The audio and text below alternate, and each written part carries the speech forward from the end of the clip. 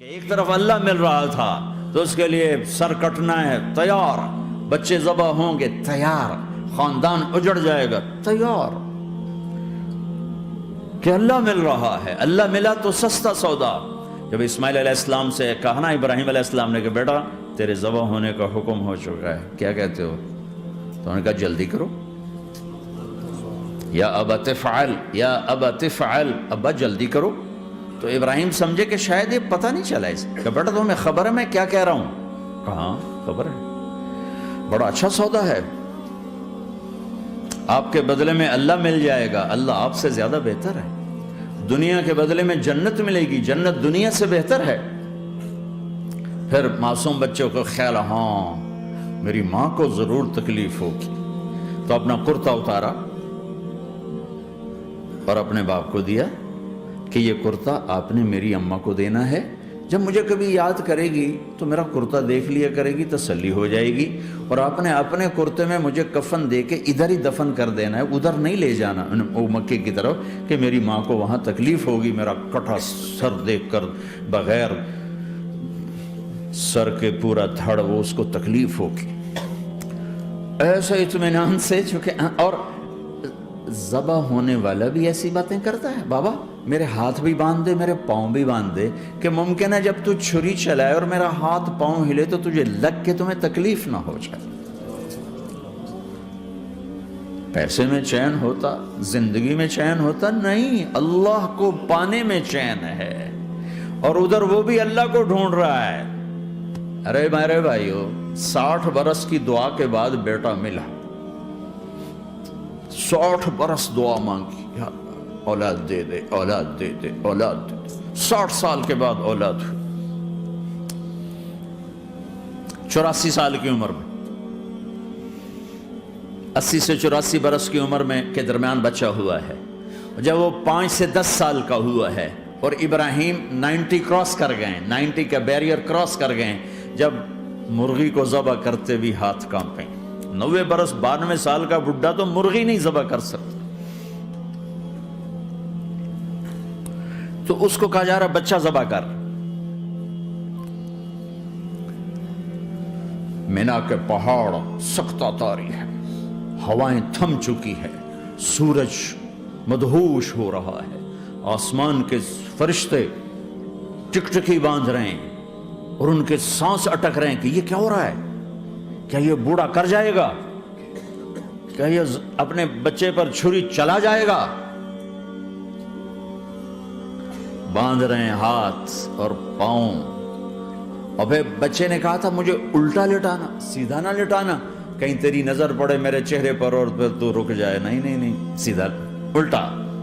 تلہ للجبین، اسماعیل کی وصیت کو قرآن نے بیان کیا، ماتھا ہے ان کے گھٹنے کو ان کی کمر پہ رکھا اور ایسے سر کے بال پکڑے، ایک ہاتھ میں چھری ایک ہاتھ میں سر کے بال، اور یوں آسمان کو دیکھا، اور یوں تھوڑا سا اوپر اٹھایا نا تاکہ نیچے سے چھری چلائے۔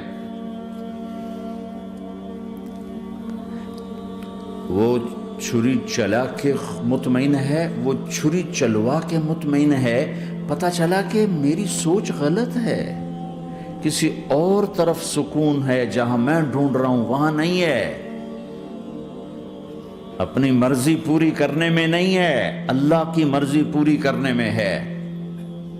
یوں پکڑا، گھٹنا رکھا، یوں دیکھا، آسمان کو دیکھنا تھا کہ فرشتوں کی چیخیں نکل گئی، کہا اے اللہ، ہائے ہائے ہائے، کاش وہ مینا کے پہاڑ ہوتے جہاں یہ قصہ ہوا، اب تو حاجیوں کی وجہ سے انہیں توڑنا پڑا۔ اے اللہ، کیا تو مجھ سے ناراض ہو گیا ہے؟ تو یہ سمجھتا ہے کہ اسماعیل کی محبت میرے دل تجھ سے زیادہ ہوگی؟ نہیں نہیں، میرے اندر تو ہی تو ہے، تیرے سوا کوئی نہیں ہے، اور اگر کوئی میرا تو نے امتحان لینا ہے میں حاضر ہوں۔ ایک اسماعیل کیا لاکھوں قربان ہو سکتے، چھری چلات کی۔ اگر میرا رب صرف دیکھ ہی رہا تھا کہ خلیل کہاں تک جاتا ہے، یاری نبھتی ہے کہ درمیان میں ٹوٹتی ہے.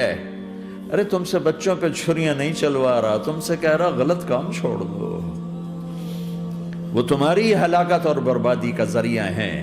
یا موت سے ٹکر لے کے دکھا دو، یا قبر کے گڑھے میں جانے سے انکار کر دو، یا موت کے بعد کھڑے ہونے سے انکار کر دو، یا میرے رب کی جہنم کو پانی سے بجھا دو، میرے اللہ کی جنت کو آگ لگا دو، اور کہہ دو کوئی اللہ نہیں، کوئی حساب کتاب نہیں، جاؤ جو مرضی کرو. ادھر سب کچھ مانتے ہو، ادھر اسی سے بغاوت کرتے ہو. یہ کیا اسلام ہے؟ یہ کیا زندگی ہے؟ اے اللہ، ناراض ہو گیا ہے کہ میرے دل میں اسماعیل تجھ سے زیادہ نہیں. میرے رب ادھر تو ہی تو ہے، تیرے سوا کوئی نہیں ہے، تو ہی ہے. اور اگر ناراض نہیں کوئی میرا پیپر لے رہا ہے تو میں حاضر ہوں، یہ لے. اللہ اکبر. جو چھری چلائی، ساتوں آسمان کے فرشتوں کی چیخیں نکل. 2 دفعہ آسمان کے فرشتے روئے ہیں، 2 دفعہ ساتوں آسمان کے فرشتے. ایک یہاں ابراہیم و اسماعیل کے اس قصے پر، اور پھر 4000 سال کے بعد جب میرے نبی کو طائف میں پتھر پڑے.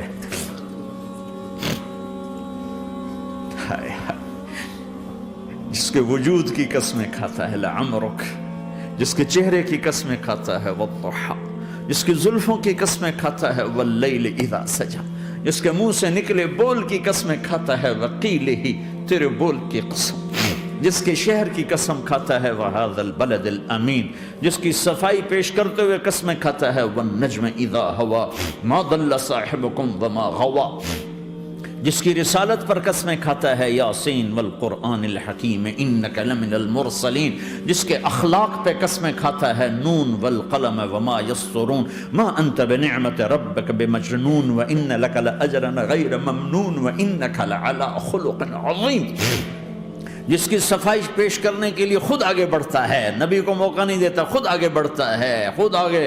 انہوں نے کہا اِنَّا لَتَارِكُ آلِهَتِنَا لِشَاعِرٍ مَجْنُونَ، تو قبل اس کے کہ میرے نبی جواب دیتے، اللہ جواب دینے کے لیے آ گیا. فَلَا أُقْسِمُ بِمَا تُبْصِرُونَ وَمَا لَا تُبْصِرُونَ إِنَّهُ لَقَوْلُ رَسُولٍ كَرِيمٍ وَمَا هُوَ بِقَوْلِ شَاعِرٍ قَلِيلًا مَا تُؤْمِنُونَ وَلَا بِقَوْلِ كَاهِنٍ قَلِيلًا مَا تَذَكَّرُونَ.